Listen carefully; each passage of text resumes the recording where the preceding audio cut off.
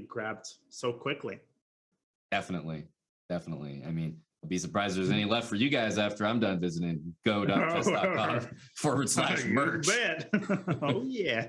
Peace. All right. Well, there isn't much left of Wesley So's lead, which is now down to 1. And a very frustrating game going into the break. I'm on, but Wesley isn't really one to dwell on losses. He rebounds so quickly. He's so consistent. It's honestly, he's just a role model in that regard. I don't know how he does it. He is. I mean, tilt is just not a thing with him. And that's the best way to play chess. Emotionless, objective at all times or as often as possible. I think that going forward, it's also really good that he got a break there. FAbiano just had a little bit of momentum, and while Wesley might not be tilting, FAbiano was definitely rolling with the momentum. So I think it was really well timed for Wesley that still got his 1-point lead. He was able to take that break, and as we see him sit down there, it looks like they're about to get into the rest of this 3-minute portion. I love that rook decoration on top of the shelf. Looks very elegant. But yeah, I'm very curious to see what opening they're going to play in this game, because the way that the anti-Berlin has just not been producing much for FAbiano, he stubbornly continues to repeat it, and entirely possible that he made some tweaks. And also entirely possible that he didn't, and he's continuing to play into this line that is not yielding very much.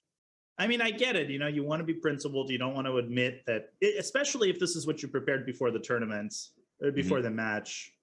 You just, even from a pride perspective, but also from a principle perspective, you just don't want to deviate. Fabi tried the Jabava London. It didn't work for him. So I get it.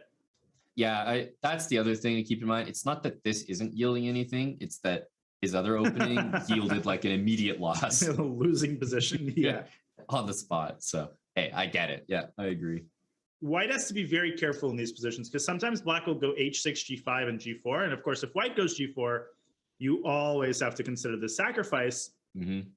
And in these positions, the queen comes to f6. Any time control under 3 minutes, I feel like you take on g4, even before white plays g4. You just play knight g4. Exactly. Yeah, and I think that's what Fabi was calculating. Okay, he can play g4 now, but then after bishop g6, black starts harassing white's kingside with h5. So again, I like Wesley's position. Yeah, but the question is, which side is he going to castle? I think he's probably planning to just be more chill here and go kingside castling, especially after bishop e3. Well, he kind of faked Fabi out, then he played queen e7, but he was waiting for you to say that, of course. Yeah, I mean, why would he castle before I said that? Right, there'd be no sense in that. I would be wrong. I mean, I think Fabi has to play either rook b1, but probably a3, and we're going to get a good old-fashioned a4.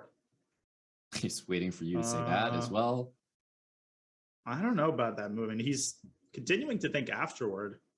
It's one of those cases where you're like attacking on one side of the board, so you feel like, okay, a4, I'm going. But the guy plays a5, might follow up with b6, king b7.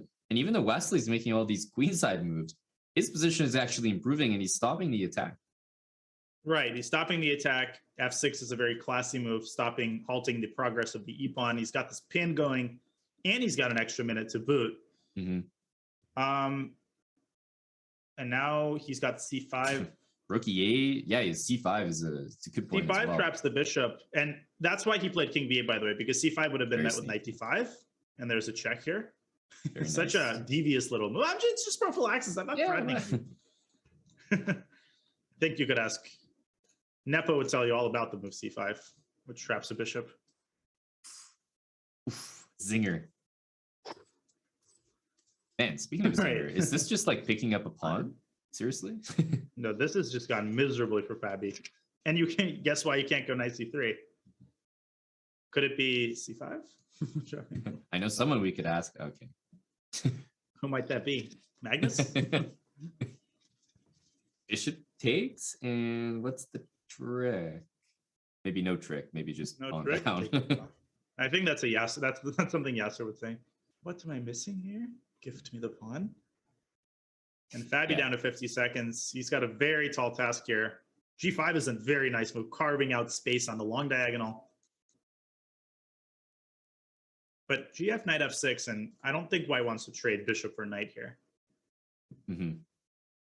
Rook E2. Even though that extra pawn is on the queen side and it is doubled for black, this is definitely a very big advantage. The other thing that's in the position is opposite bishops. Don't be thinking that that just means draw, because the light squares are going to be super weak in the position, and black is the one with the initiative at the moment. Exactly. And in the presence of, first of all, you have to watch the A pawn, but in the presence of rooks, opposite colored bishops often have a reverse effect that they do when they're alone. Far from giving the position a drawish tendency, as you hinted at, they actually, especially in middle games with queens, they aid in the development of the attack because the opponent simply cannot cover, let's say, the light squares. Okay, so bishop a5, but Wesley reciprocates by taking Fabi's g5 pawn, so he's still up a pawn. Knight f6 might be coming. Isn't c5 really strong here, taking on c2? That also looks like a free pawn. Question for a certain press conference tomorrow. What did you think of the move c5? c5? Was c5 in your nightmares? And, you know, it's like one of those movie scenes where reporters are pestering someone and you hear the same word repeated: c5, c5, c5, c5. Yeah, you know, in different exactly. tones. The cameras click and it's just c5. Right, c5, c5. And it's, yeah. Okay, I think this is just losing because c5 is being threatened. Actually, though. Actually, c5 is being threatened. You might have to go b4. Threat. No, but then knight b5. Ugh. c5? This is an unmitigated catastrophe. Okay, he does it. Okay, king b7 is a good move, but yeah, you have knight d4, c5 is better. c5. You've stopped c5. You also can take on c2, by the way. Although there, after rook c1, black actually encounters some issues due to knight e6. Knight e6, yep. Knight b3. There's a few ways that white gets on the c5 square, which could win for white if he gets this. It's not so easy for black to deliver the crushing blow. Fabi going c3, anchoring the knight so that his rook can finally move. Knight b3 is next. B2, right? I guess the saving grace is knight d3. Like, that knight can station itself on d3, solid, and will always watch over knight b3, c5, because without that, I think white's got nothing. Right, and later black could even play c5 himself to undouble the pawns. Yep. The only thing is you do give up the g5 pawn if you play knight d3 immediately. So maybe you should go knight d5. Or I meant to say bishop d3 was the correct move. That's what I meant. And bishop c4 covering those two squares. However, blundering up.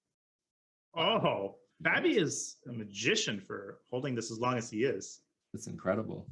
Knight takes c1, there's rook takes d7. But this is a bit of a bind. Yeah, and I mean, if you ever go bishop b2, you walk into rook d2, so white is tied knight e4, knight e3, rook d3. I mean, Wesley should be able to win this game.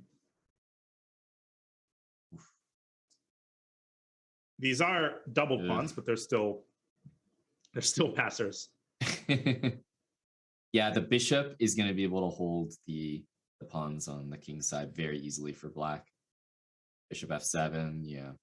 And as George Washington famously said, doubled passed pawn is still a passed pawn. In a letter to Martha Washington. g5? Yeah. Yeah, now, but wait a second. The question is, I don't know about that one, because you have the wrong color pawn. King b3, c4, c5. Oh, you should have done king b3. King I guess you could go king d3. King d3, c4, c3. Yeah. By the skin of his teeth, but he gets